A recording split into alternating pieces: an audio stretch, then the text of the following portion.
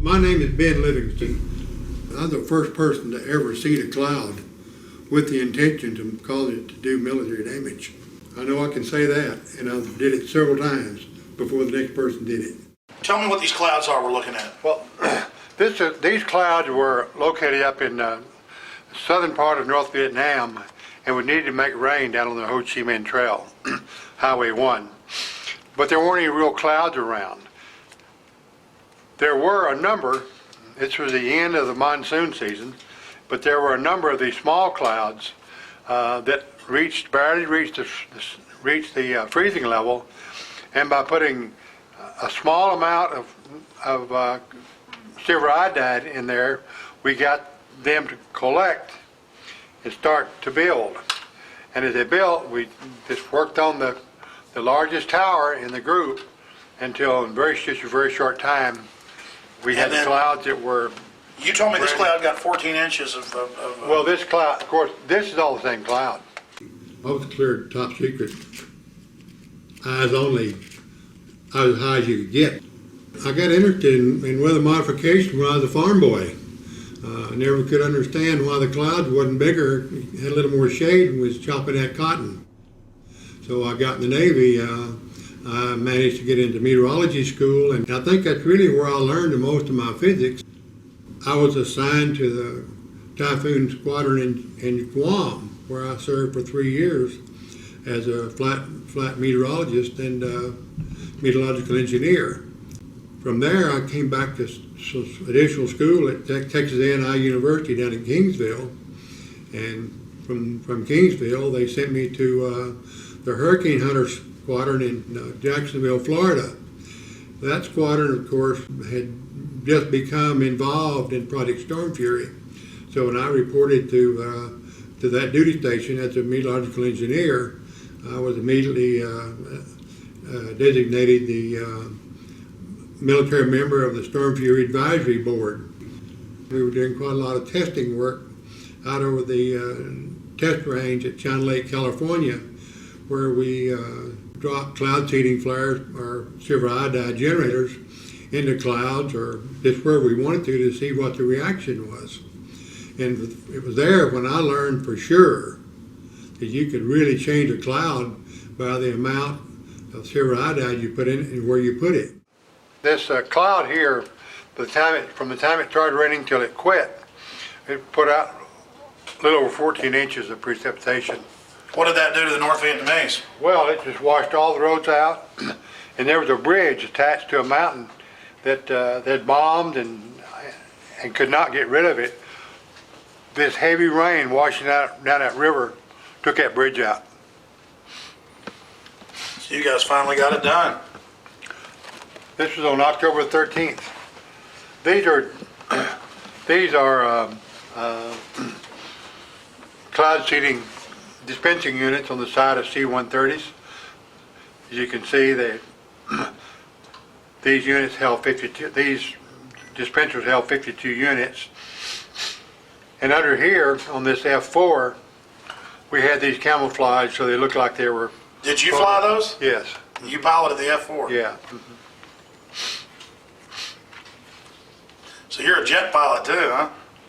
Yeah, I did these for about 7 years. You fly them all, huh? That's neat. And these were our own airplanes. The airplanes I had in my commercial cloud seeding business. See? I had a Duke, and a turbocharged Duke, of course, and Cessna 310 and a Turbo 210, and we built the flares that built them into the wings of our airplane so that they caused as little resistance as possible, or drag as possible. And these right here, these are pyrotechnics that we've cut in sections and fused them so that they could burn either singles or a pair, or cut half in two, or cut in 3 pieces, or cut in 5 pieces. So you can see obviously here, although these are dispensed in the vertical, they are essentially a horizontal cloud seeding device. See, that's how we made these clouds, like in Vietnam, work, because we could take a cloud, take a pyrotechnic like this, had a little bitty piece in it, and we'd fly by and just barely touch the cloud with one part. So that kept from blowing the thing apart, blowing the cloud up. But what we would do, and like in Carla or Rita, those kind of clouds, we would maybe use, this is one cloud seeding device here, cut into 5 pieces.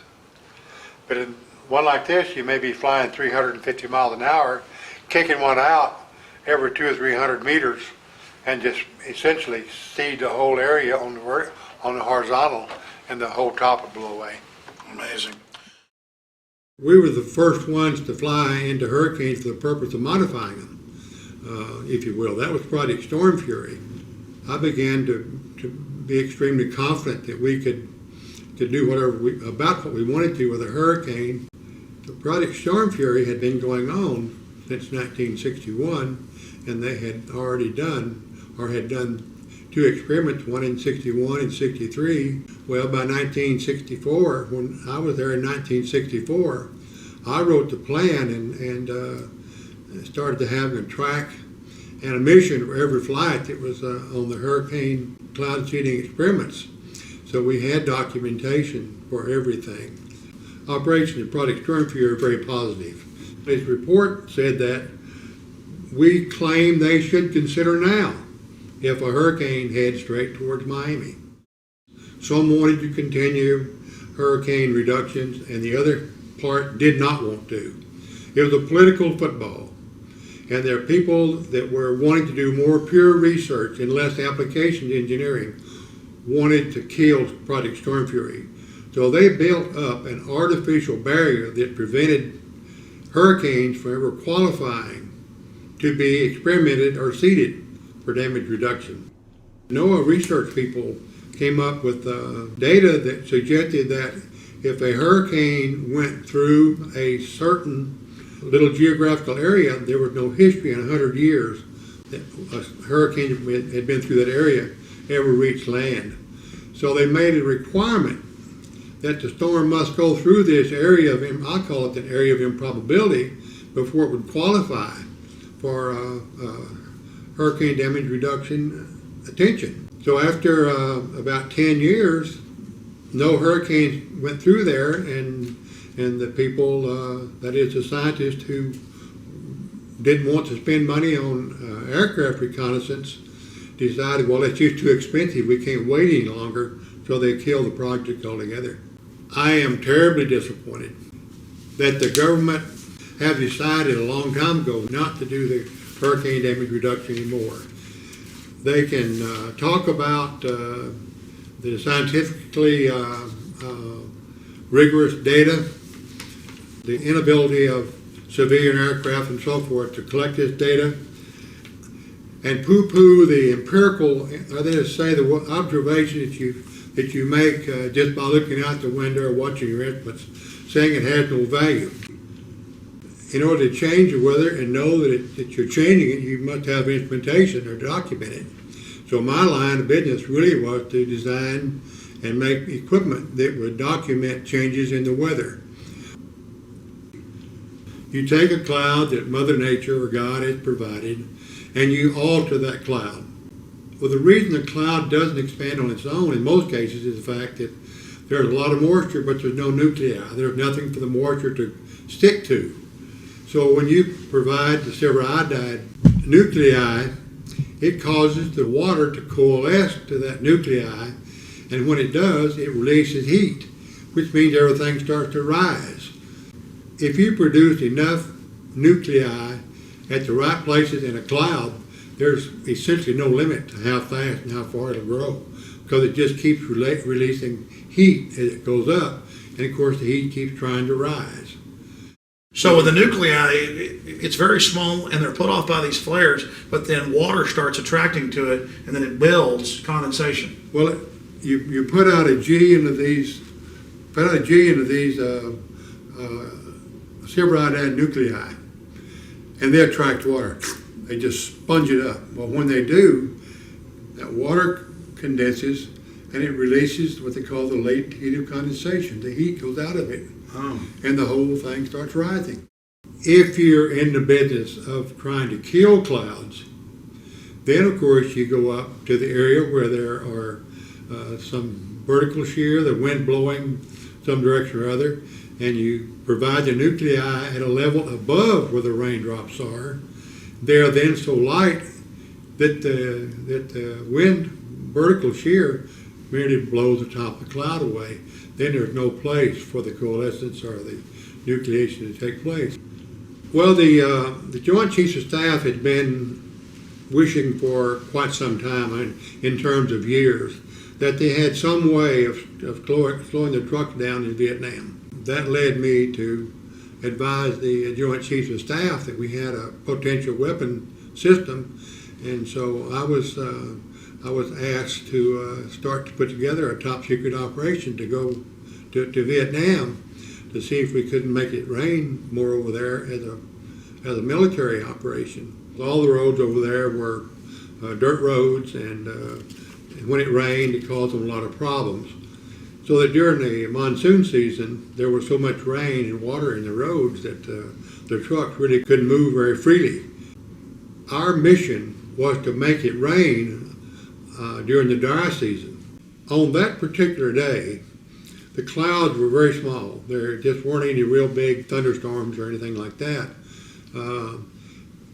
But I picked a cloud that was sitting out essentially by itself with a number of small clouds. I'm talking about clouds whose tops were somewhere near the freezing level, but not high enough to really grow. And I nurtured one of those clouds until it finally got it in well past the freezing level, and then the cloud developed a lot of convective activity, and it started sucking clouds into it, just building up, and I took a series of pictures what I called for 41 minutes. By the end of 41 minutes, we had flown up to over 65,000 feet, and we still couldn't reach the top of the cloud. So we knew we had a barn burner there, and by the next morning, we had washed out everything in the world and did a lot of damage to people and all that sort of thing, but it was a real success as far as blocking the roads off. With just two of us involved, myself and a civilian, but we conducted that operation with aircraft, military aircraft, mostly from Marine Corps, and then shortly thereafter we started involving the U.S. Air Force. Well, we actually began the 3rd or 4th of September, and by the 13th of October, we had a couple of storms that had actually washed out bridges, and the results were so successful until I was called down to Saigon to brief the generals, the Air Force generals, the Army generals down there, and they suggested that I need to go make this report to President Johnson back in Washington, D.C. They were excited about it, but they had no authorization, if you will, to use this as a military weapon system. I was there in very top secret classification as a research project. That's the way we were able to conduct the mission without the international community, if you will, being apprised of what we were doing and how we were doing it. It was kept top secret for a long time. It was first reported that this was going on in 1972. That's the first time the Congress ever heard about it. So as you can see, it was not something everyone knew about for a long time. It must feel good, though. I mean, you're the father or something. You used weather weapons first. Well, it's okay. And for all we know, is that the only time they've been used? Well, that same project went on through 1972 when we got out of Vietnam. But Air Force was still doing it.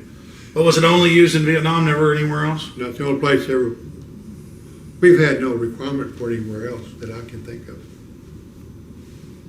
But it could be used anywhere with the Did you ever do any testing in the U.S.? Did I? Oh yeah, a lot. Yeah. You were the head of what base? You were the head of acting commander of what base? I was the acting commanding officer at the Corona Naval Weapons Research Center. And they worked on a lot more there than just weather weapons, didn't they? Yes, they do. But my main contribution at Corona was to write a plan for weather modification control for the whole world at any given time. We could send a number of airplanes with materials and dispensing equipment we had and probably control the weather all the way around the world. Why? Because you said it was on. It's on seven major front lines. Well, there are only from 5 to 7 major troughs around the world at any given time, and they undulate just like ocean waves. They move back and forth and back and forth. And at any time, there's a front associated with those where all the thunderstorms are located. And with having a few airplanes, a couple of airplanes at the right place, you could run down that line of thunderstorms and do whatever you wanted to with them. This is out of the June 1974 Science magazine.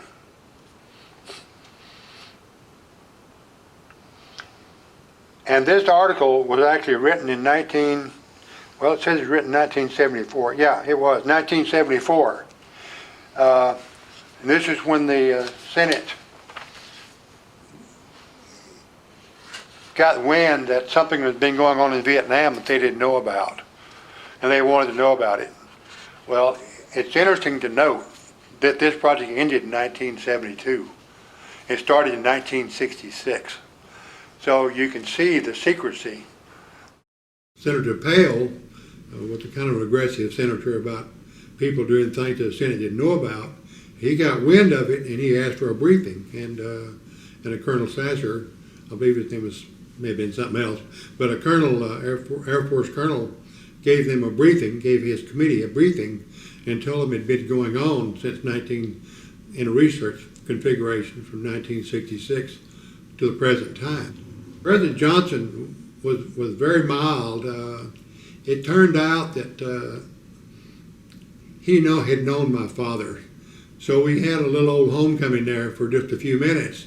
And then he asked me what I was doing and told me he had read and been briefed on what we were doing and how we were doing it. And he asked me my opinion of it and asked if I thought that we could continue that.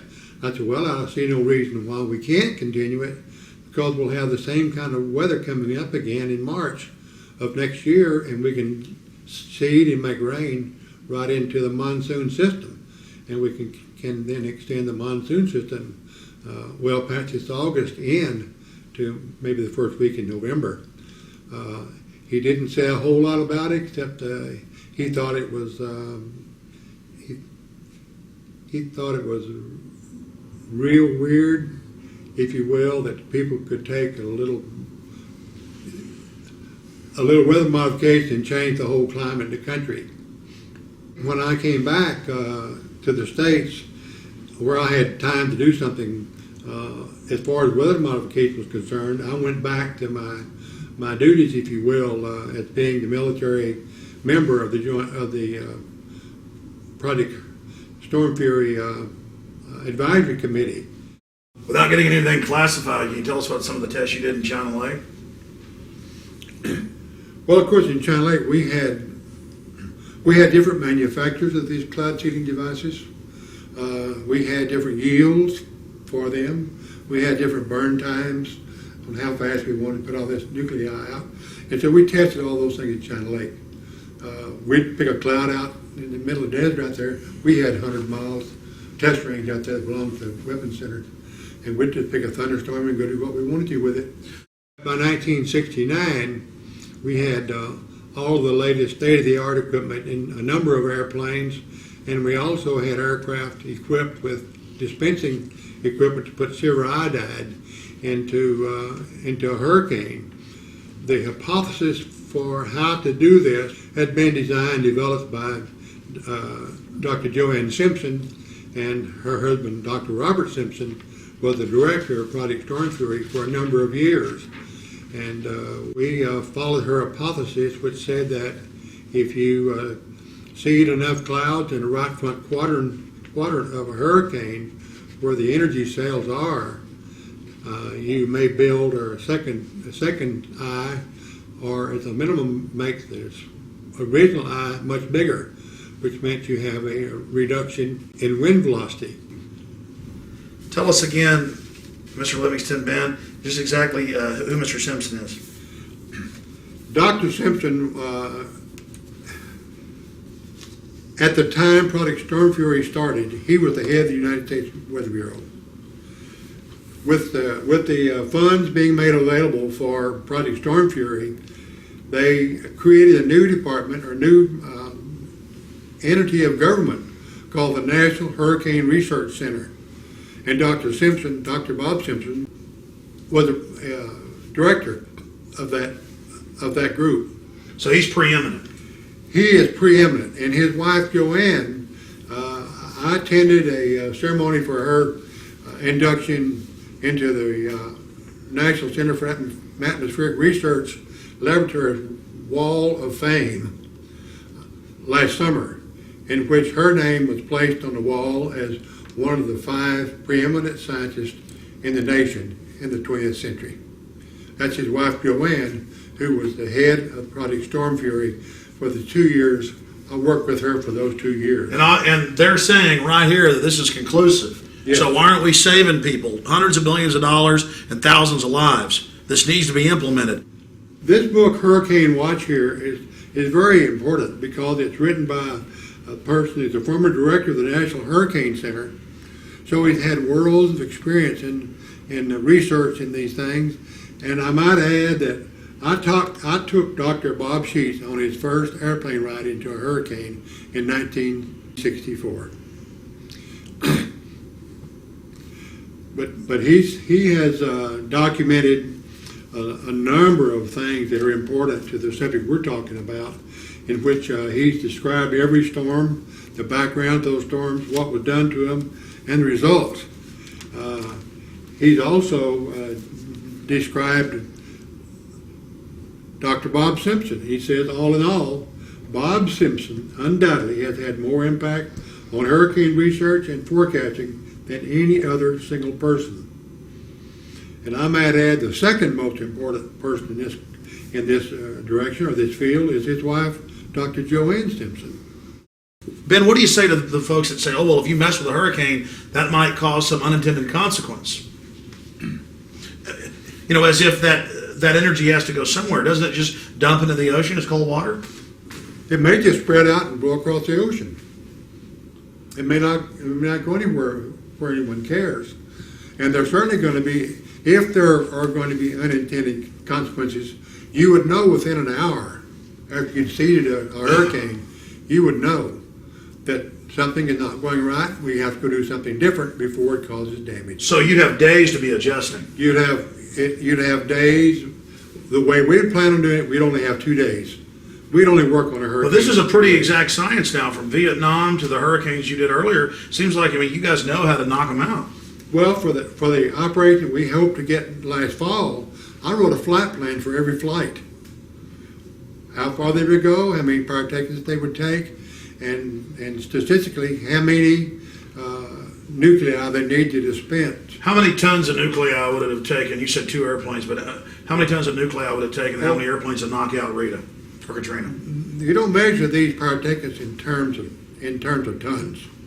You measure them in terms of half pounds.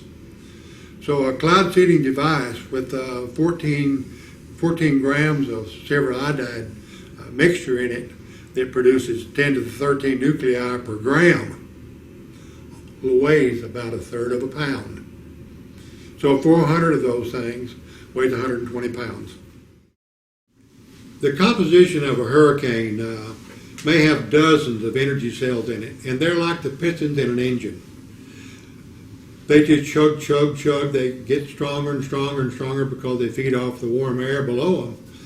And they eventually turn into this thing they call a hurricane with all of these energy cells in it. We know where those energy cells are. We know what makes them tick. We have the materials, if you will, to alter those energy cells and decrease the maximum surface winds in a hurricane. On August 18th in 1969, Hurricane Debbie was seeded 5 times at 2-hour intervals. And the maximum wind speeds had decreased from 115 to 80 miles per hour. That's a pretty remarkable reduction of more than 45% in damage reduction potential. The storm was left alone on the 19th, and on the 20th went back and seeded that cloud the second time and decreased the winds again to just under 100 miles per hour, or about 24% more damage reduction potential. The results from the Hurricane Debbie experiment seemed so positive that many individuals believed the project should go operational, seeding major hurricanes that threaten land. A team of scientists at Stanford Research Institute at Stanford University did a decision analysis on all past seeding events, including the Esther, that's the 1961 and 1963 experiments. Dr. James Matheson of that group, reflecting their views, stated, "We claim they should consider seeding now if a big hurricane comes straight from Miami." These scientists said the government may have to accept responsibility for not seeding and thereby exposing the public to higher probabilities of severe storm damage and possible higher death tolls. A number of people, scientists if you will, who didn't necessarily endorse applications engineering in these storms. They thought they needed more scientific data. They demanded that a third party investigate all of what Storm Fury had done. Stanford University was the party or the institution that did this study of the activity Project Storm Fury had done. In summary, the results of the Hurricane Debbie experiments seemed so positive that many individuals believe the project should go operational, seeding major hurricanes that threatened any landmass. And a team of scientists at Stanford Research Institute did a decision analysis on all past seeding events, including the ones in 1961, 1963. And Dr. Matheson from Stanford University, the head of the Research Institute, reported that the government may have to accept responsibility for not seeding and thereby exposing the public to higher probabilities of severe storm damage and possible higher death tolls. It's interesting that we were able to do that and have the results confirmed by Stanford University in 1969. Since 1947, the government has used the logic or reasoning that liability is a killer for weather modification. But that's not why Project Storm Fury was killed, and that's not why they aren't doing it now. In my opinion, the reason they're not doing it is well stated by a very senior official from the National Center of Atmospheric Research in Boulder, Colorado, and he says, even if a well-supported theory of hurricane modification existed, the potential legal aspects of weather modification on this scale argue strongly, in my opinion, against any such efforts. Just a few of the many possibilities include: A, the storm is not modified at all, but some people perceive that it is, get hurt, and sue the modifiers. The storm is modified according to theory, but still does significant damage, and some people blame the modification on the damage, even though the modification actually reduced the overall damage and impact. And third, the modified storm produced winners and losers, and the perceived losers sue. For example, what if soon after the seeding the hurricane abruptly changed course? This happens all the time in nature. The people affected by the new course might well blame the modification effort and sue. Yeah, if you study the situation, you may learn, and very diabolically so, that you don't like to believe this, but there's a possibility, and the economics of it verifies the fact that there is so much damage done that the construction industry in general all over the United States benefits because the cost of material goes up. So the insurance company may or may not gain from having these damage reductions take place. As far as the energy industry is concerned, we all know that they get their money back almost immediately by increasing the price of their product. And it's not unheard of to believe that the actions performed by FEMA or the government is not a surefire way to buy votes. So there may not be any political or economic motivation on the government or some major industries' part to reduce the damages of hurricanes. The material that we put in the atmosphere are not toxic, and by volume, they're nothing. It's my contention that we have a sure defense against those liability lawsuits. We place in our seeding materials a trace element of zinc or some other exotic material, so that any rainfall that falls that uses our nuclei to cause the rainfall or the hail, whatever comes out of it, all they need to do is collect some of that water, find some of our traces of some of our material, and we would then concede that we had something to do with it. And the other, of course, good defense is that we've had such horrendous hurricanes the last several years without any weather modification in the past 30 or 35 years. You sure can't blame a weather modifier for causing damage. The other governments are using weather control for many purposes. And Indonesia, for instance, Canada, Turkey, Greece, Russia, they're all using weather control to their benefit, and we aren't. Well, for several years, the Russians have had weather control product as one of their national goals. They're using weather control primarily to protect the large sites, or the sites where large numbers of people are congregating for celebration.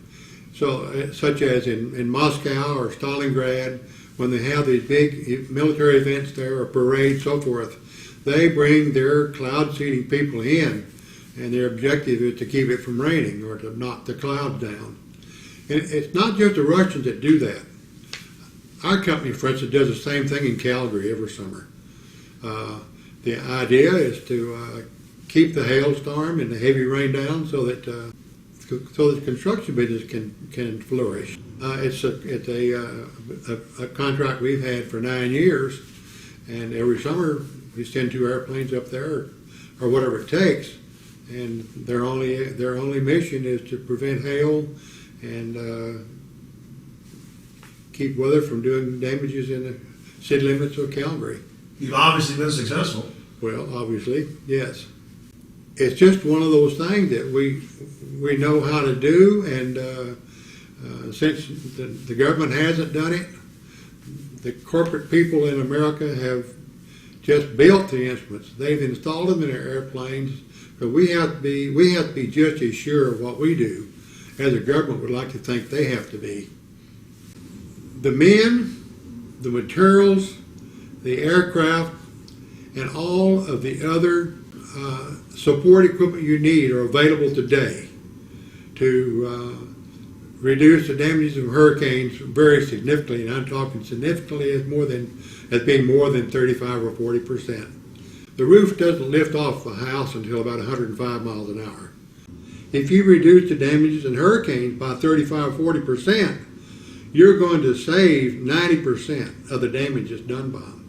Because once you get down below 100 miles an hour, there's not a whole lot of damage occurs from the winds and hurricanes. The tack they've taken is that they're willing to spend money they haven't got to repair places that are not repairable, order the people to evacuate, and the people come back and their house is blown away. We think that's foolishness. We think that we ought to be trying to save those houses, let the people evacuate, but have them come back to a house with the furniture in it. Our aircraft can carry over 400 cloud seeding units. Now, those back in Project Storm Fury days could only carry 52. And the fact that we fly 2.5 times as fast and we know exactly where we are all the time, we feel like we have a much better opportunity, or better chance of reducing these hurricanes by even more than they were able to in Storm Fury. Number one, we would have attacked Katrina before she passed the southern tip of Florida, coming across the Gulf of Mexico, because there were a lot of people a lot of lives at stake there. We may not have done anything with Cortina until she got out in the middle of the Gulf of Mexico. But from then on, and I mean the middle of the Gulf of Mexico, I'm talking about to the eastern edge of the oil production. When it got close enough to do damage to the oil drilling and producing platforms, we would have started working on Cortina right then, and we would have seeded those energy cells in there based on data from the satellite information. We would have picked the energy cells in that storm, and at least every 12 hours, we would have been out there seeding those energy cells. Ben, why hasn't there been a lawsuit against the government for not stopping these hurricanes? You know, I don't know. I'm not a lawyer, but I really don't understand why. Because the government certainly has reneged on its responsibility to the citizens of the country to protect them. They took unlimited steps in creating the Department of Homeland Defense and spent trillions or hundreds of billions of dollars on that thing. If yet a hurricane comes along that does more damage than that, and they won't even acknowledge the fact that there's some way to prevent it or slow it down. Well, the problem we have right now is that while we've contacted every senator in the U.S. Senate, all 100 of them, we've had one mediocre response from one of them. You get the impression that they just don't care what happens about the hurricanes, and we have presented a proposal to them to do hurricane damage reduction for the year 2006, and it amounts to around $6,000 a month. But we have enough airplanes, we have enough people in our company that we can do that. We need to be out there seeding these hurricanes, and if we don't get the results that we think we're going to get, then we can say we're not ready for it. But that's not going to be the case. What's this, Ben? This is a letter from the Secretary of Navy, and it's a commendation medal to me, and it's for meritorious services from 28 September through 1 November 1966. As a member of the Scientific Operational Evaluation Team for the Naval Ordnance Test Station deployed to the Republic of Vietnam. During this period, Lieutenant Livingston directly participated in project flights in a combat zone, in program planning, scientific data collection and evaluation, in material readiness of scientific recording equipment, and in the daily preparation of the weapons system under development, demonstrating outstanding professional competence. He and our procedures, thereby improving their effectiveness. His unyielding demand for accurate and complete data collections, his relentless search for technical competence, and his unwavering devotion to duty were major factors in the outstanding success of the project and were instrumental in the development of a unique major combat capability for the United States. Lieutenant Livingston's outstanding performance was in keeping with the highest traditions of the United States Naval Service. Signed, Paul H. Nitze, Secretary of the Navy.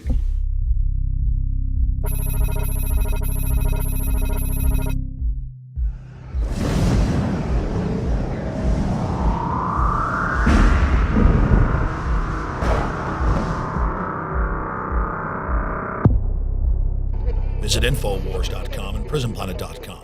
When you're on the site, you can also tune in 24 hours a day to my daily radio broadcast. There's also a free iPhone app to listen to the syndicated radio show when and where you want.